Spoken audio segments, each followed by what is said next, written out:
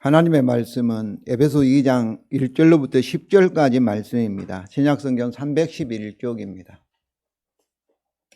에베소서 2장 1절로부터 10절까지 말씀을 교독하시겠습니다. 그는 허물과 죄로 죽었던 너희를 살리셨도다.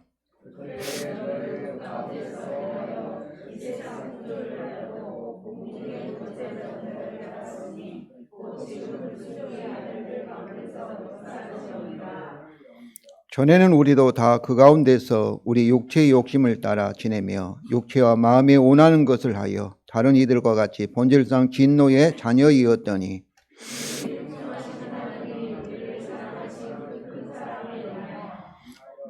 허물로 죽은 우리를 그리스도와 함께 살리셨고 너희는 은혜로 구원을 받은 것이라.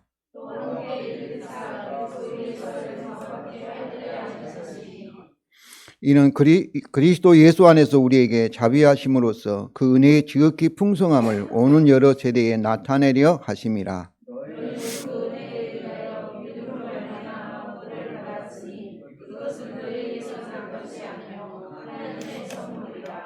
행위에서 난 것이 아니니 이는 누구든지 자랑하지 못하게 함이라.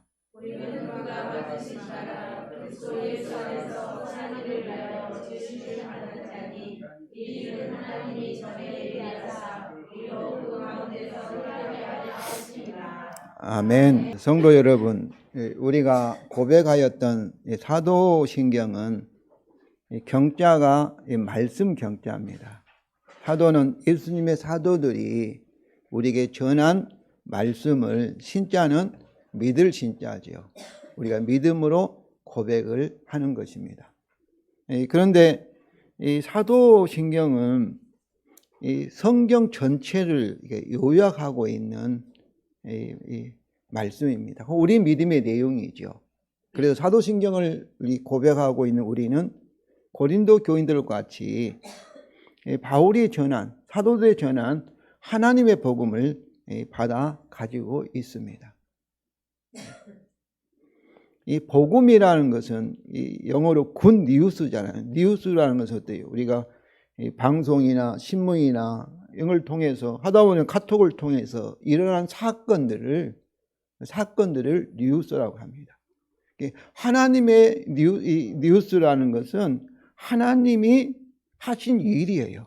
하신 사건이에요.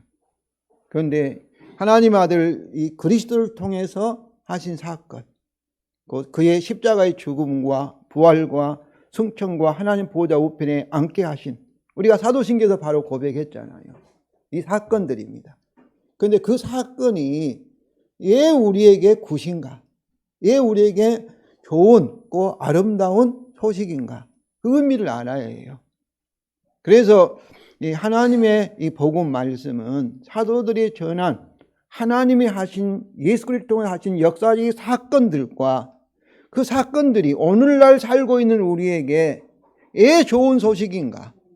왜 우리를 위한 소식인가? 이걸 알아야 하기 때문에 그것을 해석하고 설명하고 있는 말씀이 곧 하나님의 복음이라는 것을 여러분들이 아시기를 바랍니다.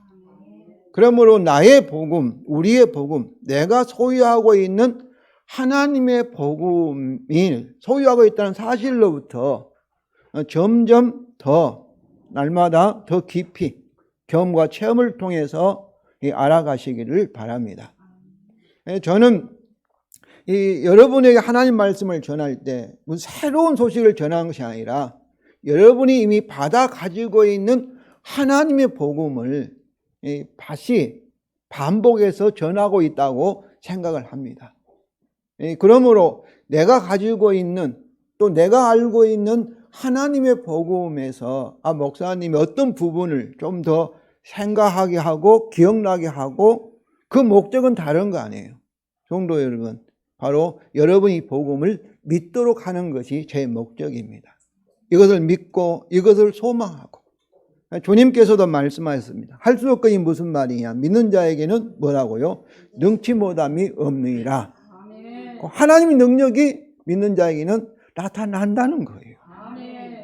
그래서 우리가 하나님의 복음을 받아 가지고 있다는 것은 바로 하나님의 능력, 지혜, 자원이 우리를 통해서 나타나도록, 경험하도록 하기 위해서 저는 이 복음을, 하나님의 말씀을 계속해서 반복하여서 여러분들 하여금 믿게 하고 그것에 근거해서 소망하고 기도하고, 그리고 실제로 성령의 를 통하여서 여러분이 경험하여서 복음의 능력이, 복음의 열매가 사랑으로, 순종으로, 여러분의 변화된 삶으로 나타나게 하는 것이 저는 제 설교의 목적이라 이렇게 생각합니다. 성도 여러분, 오늘 본문 우리말 성경은 생략됐지만은 그리고가 앞에 있습니다. 1절에 그리고 이렇게 허물로 죄로 죽었던 너희를 이렇게 시작을 해요.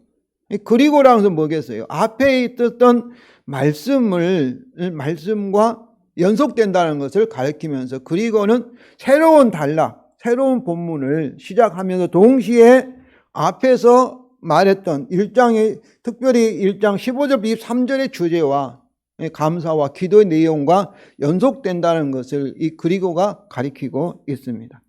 그래서 바울은 에베소 1장에서 1장 3절에서 그리스도 예수 안에서 하늘에 속한 모든 신령한 복을 우리에게 주신 하나님 아버지께 찬양하고, 그리고 찬양 이후로 삼위일체 하나님의 복음을 1장 4절부터 14절까지 설명을 합니다. 그러니까 이 1장 4절부터 14절의 내용이 우리 사도신경의 내용과 다르지만 같은 이 복음의 내용이에요. 표현만 다르지, 단어들만 다르지. 그래서 성부와 성자와 성령 하나님이 우리를 위해서 무슨 일을 하셨고, 그리고 하고 계시고 하실 것을, 곧 이 복음을, 하나님의 복음을 우리에게 설명하고, 그리고 그 결과로 주 예수 안에서 있는 모든 성도들로 인하여서 감사하면서, 그다음 그들이 어떻게 하는 거예요? 성령을 통하여서 하나님을 더 알고, 더 깊이 알고, 그의 부르심의 소망, 우리를 복음으로 부르실 때 하나님이 어떤 목적을 가졌는지, 그리고 성도 안에 그 기업의 영광, 우리가 받을 복이 얼마나 놀라운 것인지, 그리고 특별히 1장 19절에서 현재 믿는 우리에게 베푸시는 그의 능력이 얼마나 큰지를 알기를 기도한 후에 20절부터 이 마지막 절까지 우리에게 지금 베풀고 있는 하나님의 능력을 다시 설명하기 시작합니다. 그러니까 한마디로 말하면 복음을, 하나님 복음을 말하고 그 복음의 내용 중에 내용을 다시 알기를 원하고, 그리고 복음의 능력, 복음이 말하고 있는 하나님 능력을 우리가 경험과 체험을 통해서 더 깊이 알기를 원하면서 다시 우리에게 베풀고 있는 하나님 능력이 무엇인가를 설명을 하죠. 20절부터 설명하는데, 그의 능력이 그리스도 안에서 이미 역사하사 죽은 자 가운데서 3일 만에 예수님을 부활하게 하시고 승천하게 하시고 하나님 보좌 우편에 앉게 하시고 모든 만물을 다스리는, 특별히 이 모든 원수, 이 마귀와 죄와 그리고 사망을 지배하는 주가 되게 하셨다. 이것이 이 그리스도 안에서 하나님의 능력이 역사하신 거죠. 그 결과, 이제 우리말은 그를 만물 위에 교회의 머리로 삼으셨다 이렇게 되는데, 원래는 그를 만물의 머리로 교회에게 주셨다가 정확한 번역입니다. 그러니까 그러면 뭐겠어요? 교회는 그의 몸이니 만물 안에서 만물을 충만케 하신 자의 충만이니라. 만물 안에서 만물을 충만케 하신 이가 누구겠어요? 성부 하나님도 만물을 충만케 하고 계신 줄로 믿습니다. 또 우리를 위해 십자가에 죽으시고 부활하시고 하나님 보좌 우편에 앉아 만물의 머리가 되신 그리스도도 만물을 충만케 하고 계시고, 성령 하나님도 만물을 충만케 하고 계시는 거예요.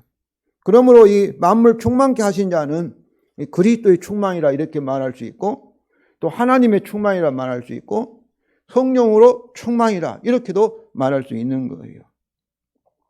그래서 여기서 그의 능력이 그리스도 안에서 역사하신, 하나님께서 그리스도 안에서 그의 능력을 나타냈잖아요. 역사했잖아요. 특별히 그의 죽음과 부활을, 승천을 통해서, 하나님 보좌 우편에 앉음을 통해서, 이것이 하나님의 복음이죠.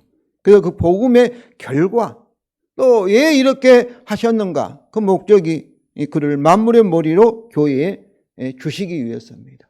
그 결과는, 이 복음의 결과는 그를 만물의 머리가 되신, 만물의 주가 되신 그리스도를 우리에게 주셨다, 이 말씀이죠. 그래서 교회는 누구든지, 이 교회에는 누구든지, 목사뿐만 아니라 장로님뿐만 아니라 어떤 사람도, 교회 안에 있는 어떤 사람도 하나도 빠짐없이, 예외 없이 뭐예요? 그리스도의 몸입니다. 그리스도와 연합이 됐어요. 그리스도가 교회에 주셨으니까, 하나님께 주셨으니까. 그래서 만물 안에서 만물을 충만케 하신다, 이 충만이다. 여기서 이 만물을 충만케 하시는 이가 누가, 우리 충만인데, 여기서 우리를 충만케 하시는 이는 누구겠어요? 그리스도, 하나님의 성령님이시죠. 그래서 3장 19절에 보면은 이렇게 이 바울의 기도 중에 이런 말씀이 있습니다. 우리 3장 19절 이렇게 하반절에 하나님의 모든 충만하신 것으로 너에게 충만하게 하시기를 구하노라. 그러니까 그리스도로 우리를 충만케 하시는데 뭐를 누가 하시는 거예요? 하나님이 하시는데 그리스도 자신이 하시든지, 이 그리스도의 충만, 하나님 충만, 성령 충만의 책임자가, 주체가 누구예요? 삼위일체 하나님인 줄로 믿습니다. 그럼 우리는 누구인가? 하나님의 모든 것이, 하나님의 지혜로, 하나님의 능력으로, 하나님의 생명으로, 하나님의 임재로, 만물의 머리 대신 만물을 통치하신, 승리하신 그 권세로 우리를 충만케, 충만한 자다는 거예요. 성도 여러분, 이 사실을 믿습니까? 바로 이렇게 성경은 선포하고, 이것이 하나님의 복음이에요. 하나님의 복음이에요. 우리는 참으로 이런 충만이랑 흘러 넘친다고 그러잖아요. 그래서 요한복음 4장 14절에도 우리가 이물을 마시는 자에는 영상 솟아나는 샘물이 되리라, 계속 솟아나는 거죠. 요한복음 7장 38절에 뭐라고 말씀하고 있습니까?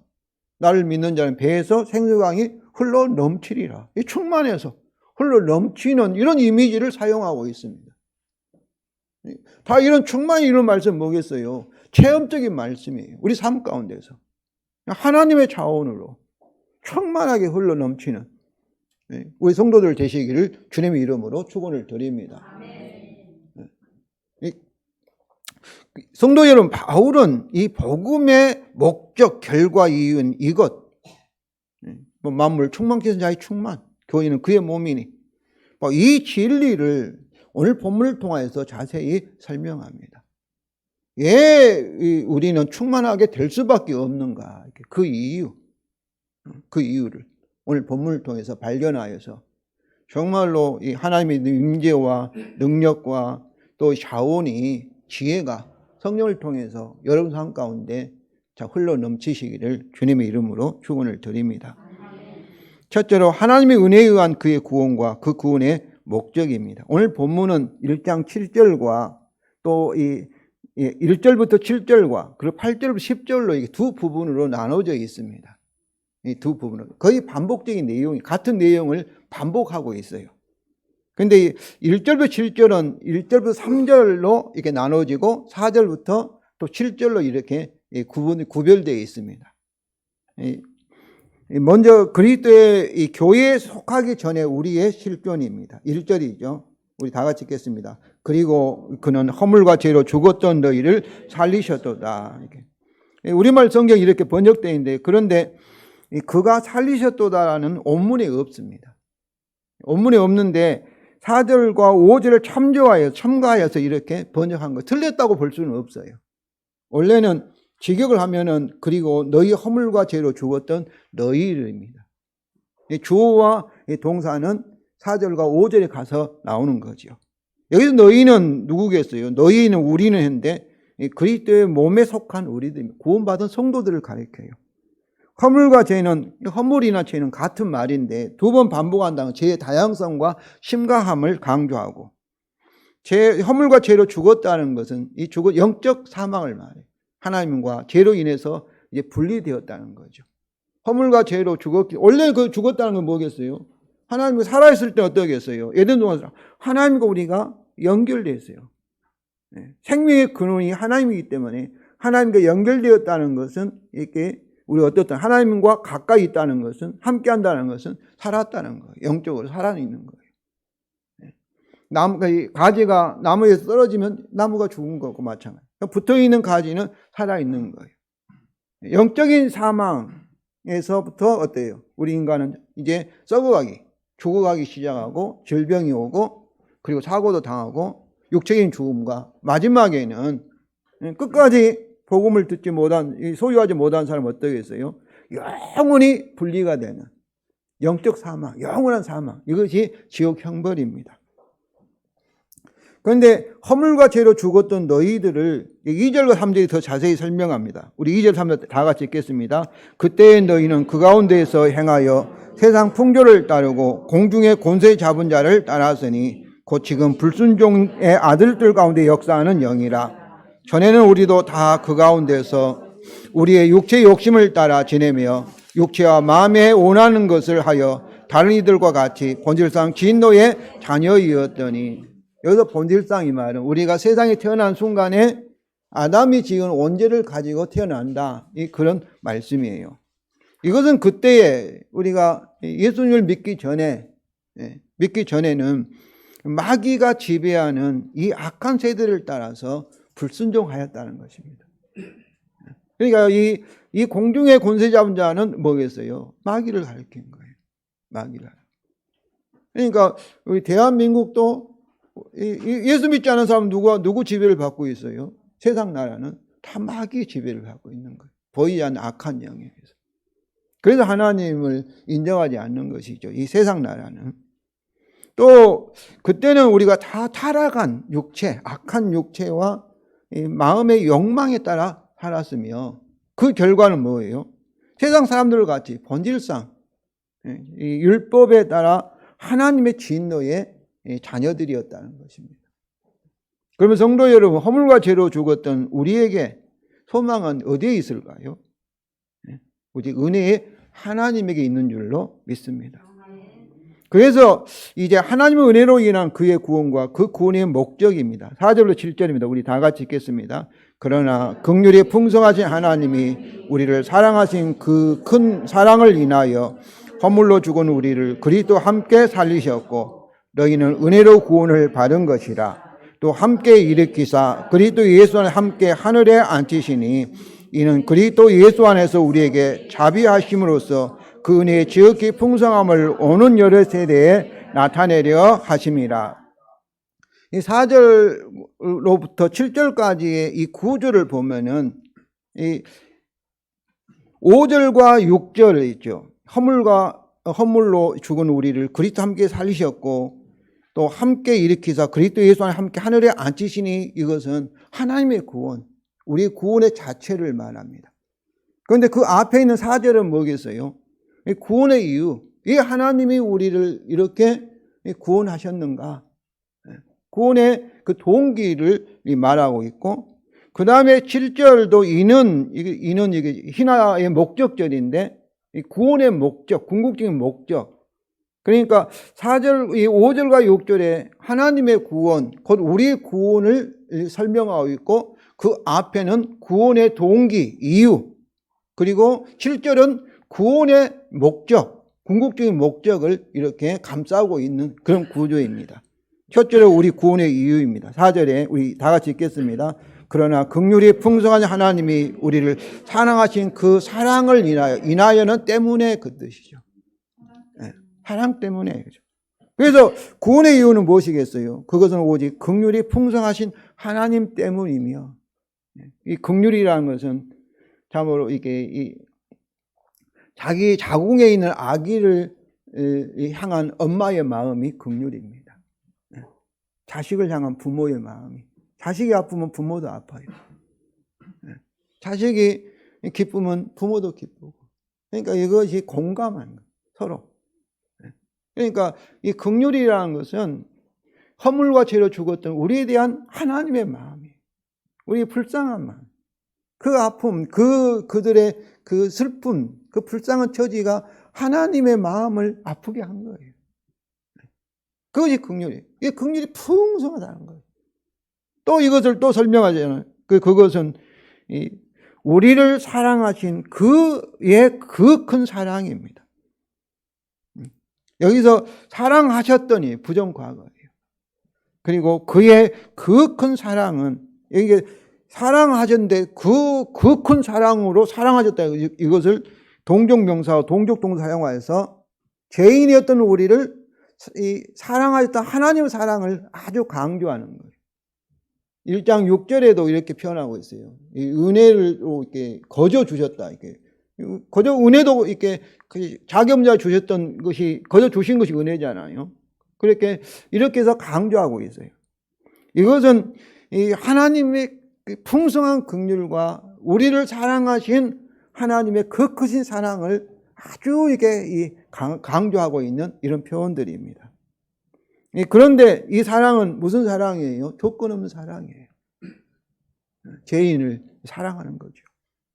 우리는 죄인은 어때야 되겠어요? 율법에 따라 하나님의 진노하시고 심판하시는 것이 하나님의 공의입니다. 의로움이에요.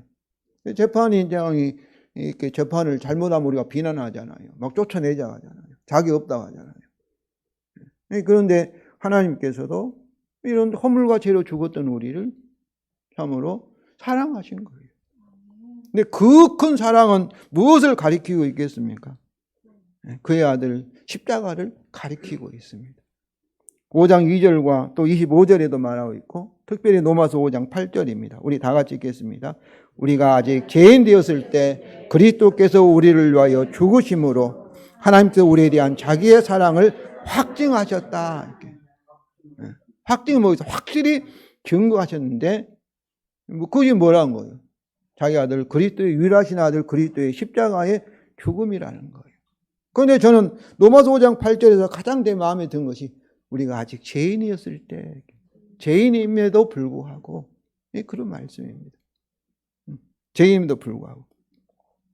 우리가 아직 죄인 되었을 때 이 말씀과 오늘 본문에 허물로 죽은 우리를 이렇게 번역되는데, 그리고가 있고 허물로 죽어, 이것은 우리가 허물로 죽었음에도 불구하고, 이런 표현이 허물로 죽은 우리, 허물로 죽어 있을 때조차도 하나님 우리를 사랑하였다, 우리를 살리셨다. 이렇게 이 5장, 2장 5절에 같은 표현으로 되어 있어요.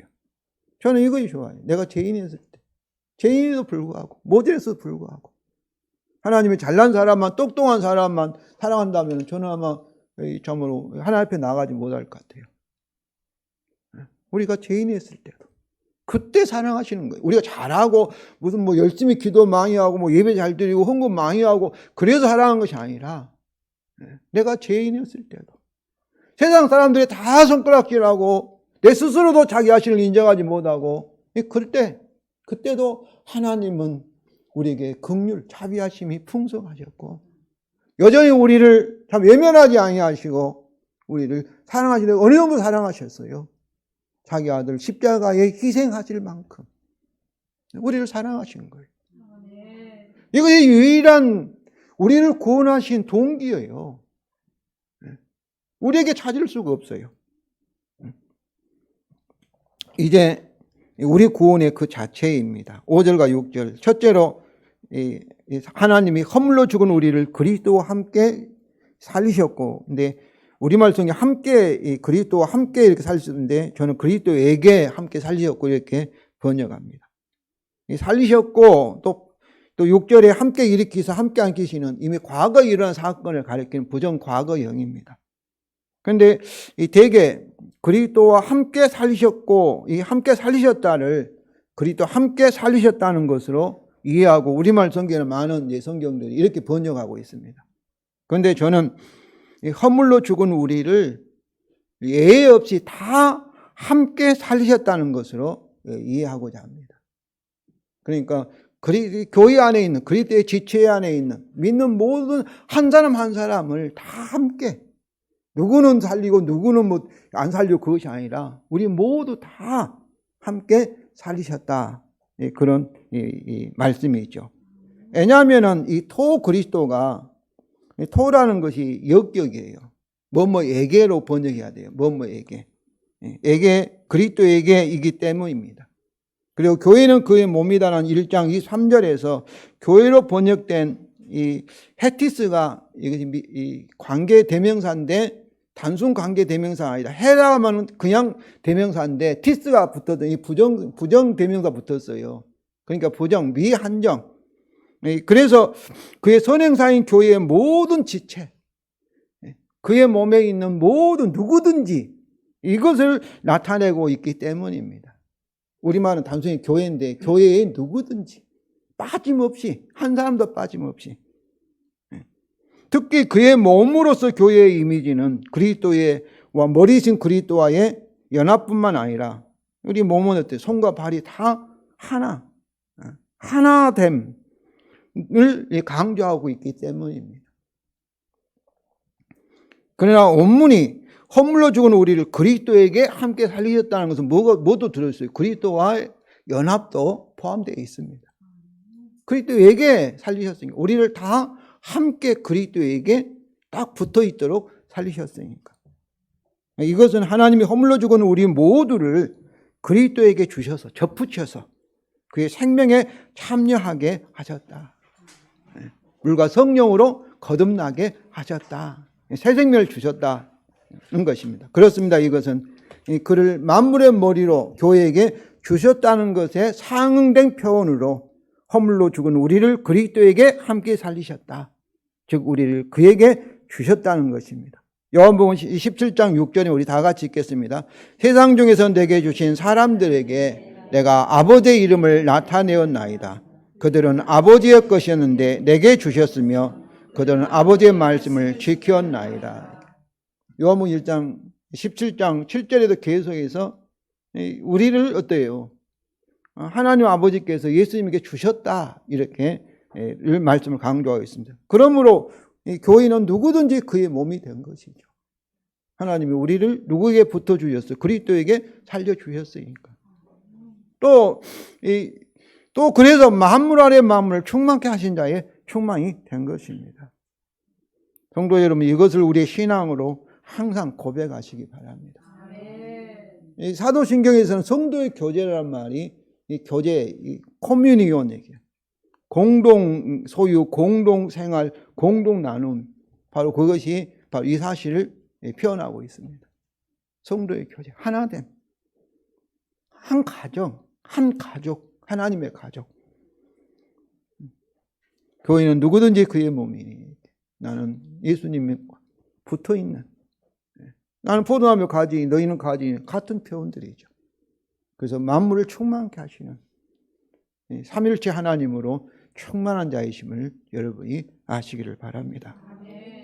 그래서 바울은 이런 우리의 구원의 이유를 그의 은혜라고 선언합니다. 5절 우리 하반절 다 같이 읽겠습니다. 너희는 은혜로 구원을 받은 것이라. 그런데 가로로 되어 있다는 삽입구로 표현한 거죠. 원래 바울이 지금 기록하고 있는 글에는 이 말씀을 생략해도 되는 거죠. 근데 이것을 강조하고 싶은 거예요. 하나님께서 참으로 이 죄와 허물로 죽은 우리를 그리스도에게 살리셨다는 것은 왜 하셨는가? 4절로 돌아가서 곧 하나님 때문에, 하나님 은혜 때문에, 자격 없는 자에게 베푸시는 호의 때문에, 은혜 때문에. 그래서 너희는 그의 은혜로 구원을 받은 것이라. 여기서 이 구원을 받은 것이라 이 말씀이 완료형, 현재 완료입니다. 과거에 이미 일어났다는 거예요. 과거에. 그래서 그 결과가 현재까지 계속 영향을 미치는 거예요. 그러니까 과거에 완료됐으니까 은혜로 우리 구원이 완료됐다는 건 뭐겠어요? 또 신적 수동태는 하나님에 의해서 완료된 우리 구원이 오직 뭐로 인했다? 그의 은혜 때문에, 그의 은혜로 이루어졌다는 것을 강조하고 있습니다. 둘째로 우리를 그리스도에게 함께 살리셨다의 더 자세한 설명이 6절입니다. 우리 다 같이 읽겠습니다. 또 그리스도 예수 안에서 함께 일으키사 함께 하늘에 앉히시니. 여기서도 함께 신을 우리 모두를 의미하는 것으로 이해합니다. 이는 그리스도 예수 안에서가 뭐겠어요? 그리스도와 우리의 연합을 전제하고 있기 때문입니다. 그리스도 예수 안에서 이미 전제하고 있는 거죠. 그리스도 우리가 이 그리스도는 우리 머리가 되시고 우리는 그의 몸이 된 줄로 믿습니다. 즉 이것은 하나님의 그리스도 예수와의 연합을 통해서 허물로 죽은 우리를 모두 함께 일으키사 함께 하늘에 앉히셨다는 것입니다. 함께 일으킨다는 뭐겠어요? 죽은 자 가운데 일으킨 예수님을 일으킨 것처럼 부활하게 하신 우리를 부활하게 하신 거죠.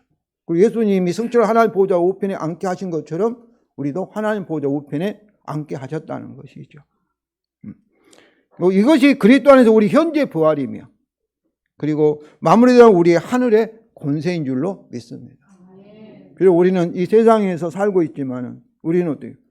만물의 왕이시고 만물의 주인이신 예수 그리스도에게 결혼했기 때문에 우리가 지금 대통령 선거가 있는데 그 영부인에 대해서도 영부인이나 표도 그러죠. 그러나 그분은 민간인이지 아무것도 아니죠. 그렇지만 대통령의 부인이기 때문에 어떻습니까? 그만큼 많은 실질적으로 많은 권세도 있고 많은 사람들이 막 만나려고 하잖아요. 그 이치와 같은 거예요. 그리스도와 연합돼서 저와 여러분은 하늘에 참으로 유치해서 이 세상을 바라보시기 바랍니다. 이 세상은 잠깐이에요. 잠깐. 성도의 미천 하나님은 그리스도에게 행하신 일 1장 2절에서 그의 능력이 참 그리스도 안에서 역사하사 그를 죽은 자는 살리시고 또 이렇게 성천하게 하시고 하나님 보호자 우편에 앉게 하셔서 모든 만물의 머리가 되게 하신 이를 동일하게 그리스도 안에서 우리 모두에게 행하셨고 지금도 성령을 통해서 행하고 계심을 믿으시기 바랍니다. 이것이 하나님의 복음, 우리에게 기쁜 소식이에요. 셋째로 우리 구원의 궁극적인 목적입니다. 7절입니다. 우리 다 같이 읽겠습니다. 이는 그리스도 예수 안에서 우리에게 자비하심으로써 그 은혜의 지극히 풍성함을 오는 여러 세대에 나타내려 하심이라. 나타내려 하시면 단지 나타냈다 그 의미가 아닙니다. 법률적인 용어로 공적으로 이렇게 공포하다, 선포하다 그런 강렬한 의미가 들어있어요. 그리스도 예수 안에서 우리에게 자비하시면 뭐겠어요? 자비하심으로써 그의 은혜의 구원이죠. 은혜로 구원하심으로써 여기서 나타내려 하십니다. 이는 이것이 신화 목적절이에요. 뭐뭐 하기 위하여 우리의 그리스도에서 우리에게 이렇게 자비하심으로써 우리를 구원하셨습니까? 하나님의 은혜의 지극히 풍성함을 오는 여러 세대라면서 영원히 그것을 나타내려 공포하기 위하여서 하셨다는 거예요. 이것이 하나님이 우리를 구원하신 궁극적인 목적입니다. 그 하나님이 어떤 하나님이신가, 얼마나 은혜로우시고 자비로우신 하나님이심을 영원히 이렇게 나타내기 위해서 저와 여러분을 죄와 허물로 죽었던 우리를 그의 은혜로 살리시고 구원하셨다는 거예요. 성도 여러분, 이것이 우리를 구원하시는 하나님의 궁극적인 목적입니다. 이것을 위하여서 그의 은혜를, 이 풍성함을, 지극히 풍성함을 영원히 나타내기 위해서 하나님은 어떻게 하시겠어요? 하나님 어떤 상황에서도 그의 은혜로 우리를 구원하고 계시고 구원하셨고 구원하실 것입니다. 믿습니까? 자격 없는 우리에게 하나님 하신 은혜로 하신다는 안 될 리가 어디 있겠습니까? 이것을 위하여 천지가 흔들려도 복음의 새 언약대로 우리에게 저와 여러분에게 하실 것을 믿으시기 바랍니다. 둘째로 또다시 하나님의 은혜로 인한 그의 구원과 그 구원의 목적입니다. 또다시라는 같은 내용이라는 거예요. 먼저 그의 은혜로 인한 믿음을 통한 우리의 구원입니다. 8절 전반절 우리 다 같이 읽겠습니다. 왜냐하면 너희는 그의 은혜에 의하여 믿음으로 말미암아 구원을 받았느니. 우리말 성경은 왜냐하면이라는 이 이유 접속사가 막 생략되는데 원래 있으면 그래서 이 8절에는 그의 은혜에 의하여 믿음을 통한 우리 구원의 이유로 왜냐하면 그 앞에 7절이죠. 7절의 근거에 있었잖아요. 그 구원의 궁극적인 목적. 하나님의 이 풍성한, 지극히 풍성한 이 은혜를 영원토록 나타내기 위하여서 그의 은혜에 의하여 믿음으로 통하여 우리를 구원하셨다. 이런 말씀이죠. 여기서 그의 은혜는 우리 구원하신 하나님의 이유이며 믿음은 우리의 믿음인데 구원을 받아들이는 단지 도구입니다. 믿음을 우리 행위로 이렇게 생각하면 안 돼요. 그래서 9절에 우리 행위와 반대되는 말씀이에요. 이 믿음도 회개도 죄를 깨닫게 하는 것도 하나님의 은혜인 줄로 믿습니다. 이제 바울은 바로 이 사실을 계속 반복합니다. 8절 하반절 9절입니다. 우리 다 같이 읽겠습니다. 이것은 너희에게서 난 것이 아니요 하나님의 선물이라. 행위에서 난 것이 아니니 이는 누구든지 자랑하지 못하게 함이라. 이 은혜로 구원했으니까 우리에게서 난 것이 아니죠. 구원의 근거가 우리 저와 여러분에게 하나도 있지 않다는 거예요. 그러니까 또다시 말하자면 하나님의 은혜의 선물이라는 거예요. 자기 없는 주시는 하나님의 선물이라는 거예요. 하나님이 주신 거예요. 또 이것을 또다시 말합니다. 우리 행위에서 난 것이 아니다. 우리 기독교는 공동타위 문으로 지성이면 감천이다. 그런 말씀들은 기독교에는 맞지 않습니다. 불교적인 생각이에요. 그 자력으로 막 하나님을 어떤 신을 감동해서 복을 받으려 하는 그 이방 종교의 특징이에요. 우리는 울어도 안 되고 힘써도 안 되고 아무리 노력해도 안 되고 오직 하나님의 은혜, 하나님의 아들 예수 그리스도의 대속의 죽음을 통해서만이 우리에게 소망이 있는 줄로 믿습니다. 그럼 이 목적이 뭐냐? 누구든지 자랑하지 못하게 하기 위하여입니다. 여기서 이는 이것은 신한 목적지는 누구든지 자랑하지 못하도록은 자기를 믿지 않고 자기 행위를 의지하지 않고 부정하고 오직 누구만을 은혜의 하나님만을 전적으로 의지하는 것을 목적으로 하기 위하여입니다. 목적으로. 끝으로 우리 구원의 새 창조의 목적입니다. 10절입니다. 우리 다 같이 읽겠습니다. 왜냐하면 우리는 그가 만드신 바라 그리스도 예수 안에서 선한 일을 위하여 지으심을 받은 자니 이 일은 하나님이 전에 예비하사 우리도 그 가운데서 행하게 하려 하심이니라. 여기서도 우리말 성경은 생략됐지만 왜냐하면이 들어있습니다. 이 왜냐하면은 우리는 그의 만드신 바이기 때문이다. 이렇게 되어 있잖아요. 그 이유를 그 앞에 있는 누구든지 자랑하지 못하도록 있죠. 그러니까 하나님의 구원의 이유로 자신을 자랑하지 못하는 것. 이것은 어때요? 우리 자신을 의지하지 않고 은혜 하나님만을 의지하게 하기 위하여지 않습니까? 즉 우리 구원의 궁극적인 목적인 하나님의 지극히 풍성한 은혜를 나타내는 것을 가리키고 있습니다. 왜냐하면 다 우리 구원에 또 우리를 만드신 재창조, 새 창조의 이 근거가 누구 있는 거예요? 하나님의 은혜에 있음을 계속 반복하고 있습니다. 이는 우리가 그가 만드신 바이기 때문이다. 여기서 그의 은혜로 인한 우리 구원을 여기서 뭐로 표현하고 있습니까? 만드셨다, 창조하셨다. 포이의 바. 이렇게 즉 그의 새 창조의 피조물로 표현한 것은 설명한 것은 우리 어떤 피조물도 하나님의 창조에서 어떤 역할도 할 수 없기 때문입니다. 그러니까 이 마이크를 사람이 만드는데 마이크 자체가 뭐 공헌한 거 아니잖아요. 막 사람을 움직여가지고 막 협조한 거 아니잖아요. 전적으로 사람에 의해서 마이크가 만들어진 것처럼 이 우리의 구원도 전적으로 하나님의 은혜로 이루어졌음을 분명하기 위해서 이렇게 그가 만드신 바라, 그가 새롭게 창조하신 새로운 피조물이다. 이렇게 표현하고 있습니다.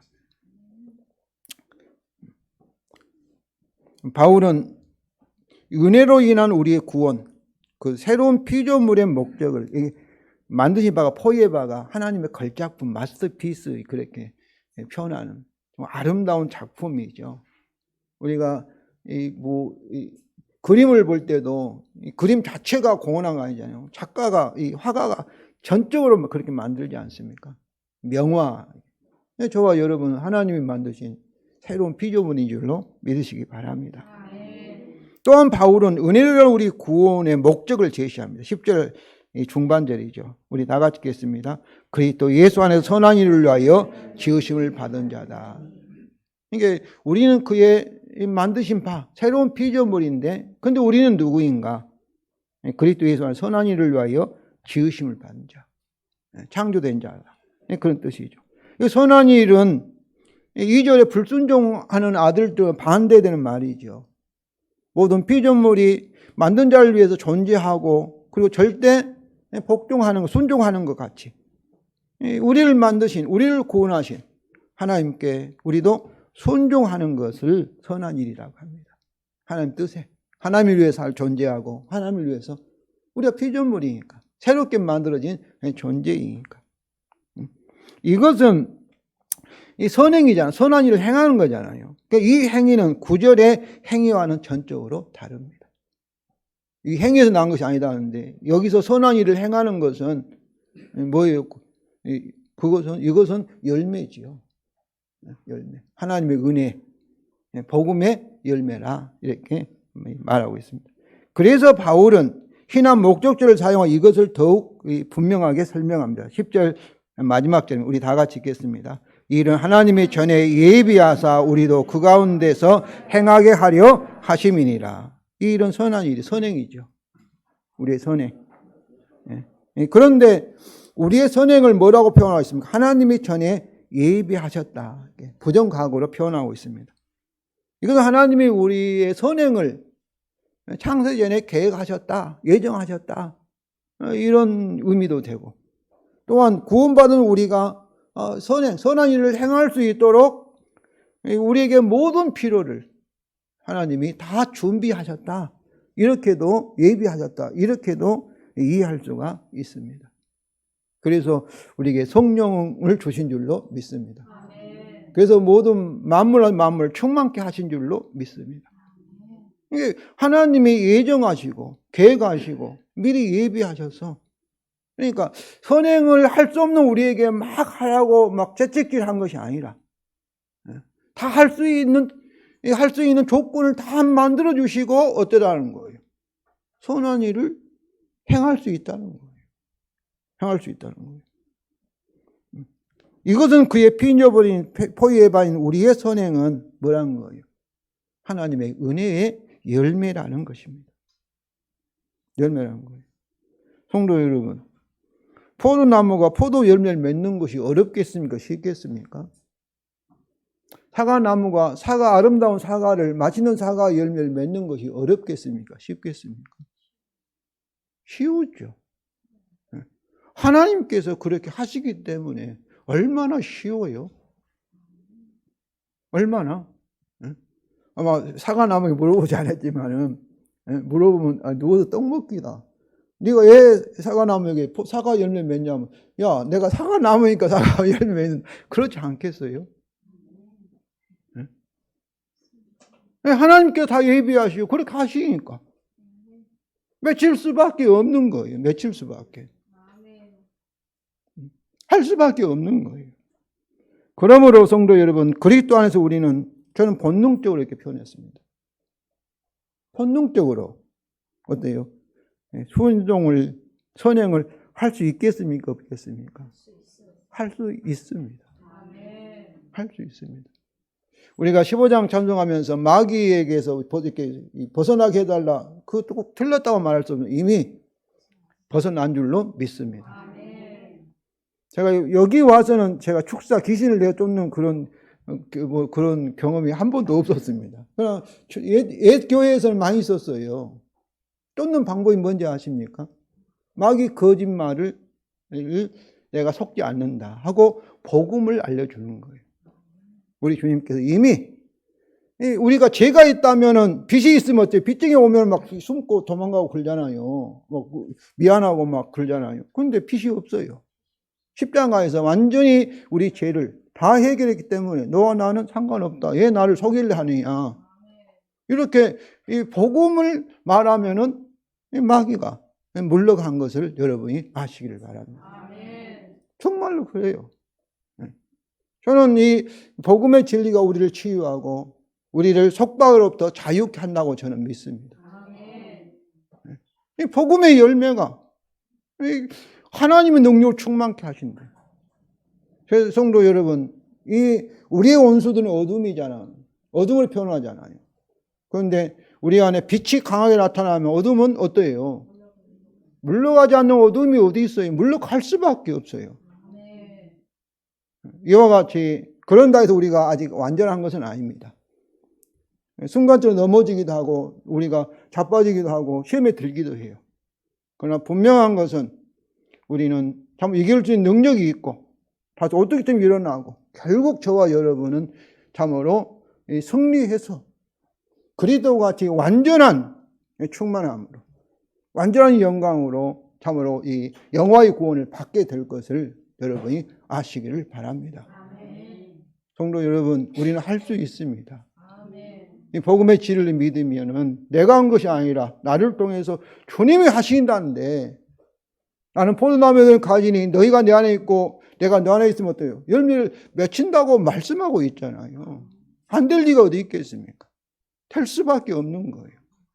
문제는 주님을 의지 않고 내 힘으로 하려고 했을 때는 그것이 실패의 원인입니다. 실패의 원인이에요. 주께 맡기면 주님이 책임질 줄 아시고 이 참으로 풍성한 열매를 맺으시기 바랍니다. 성도 여러분, 우리의 구원은 그의 죽음과 부활을 통하여 이 복음이죠.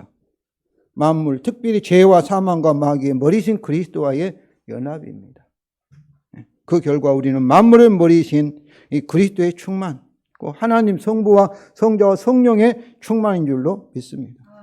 이것이 오늘 본문을 통해 하나님의 은혜로 그리고 그 은혜의 영원한 공포를 위하여 우리에게 이루어지기 때문에 이 진리는 이 말씀은 복음의 열매는 너무나 저와 여러분에게 확실한 줄로 믿습니다. 그럼 성도 여러분, 그리스도 안에서 그의 충만 작은 예수가 되어서 참 풍성한 삶을 세상의 빛으로 여러분이 나타내시고 선한 선행을 세상 사람들에게 증거하시기를 하시면서 바울같이 나의 나된 것은 전적으로 하나님 은혜라고 하나님께 영광 돌리는 삶을 사시기를 주님의 이름으로 축원을 드립니다.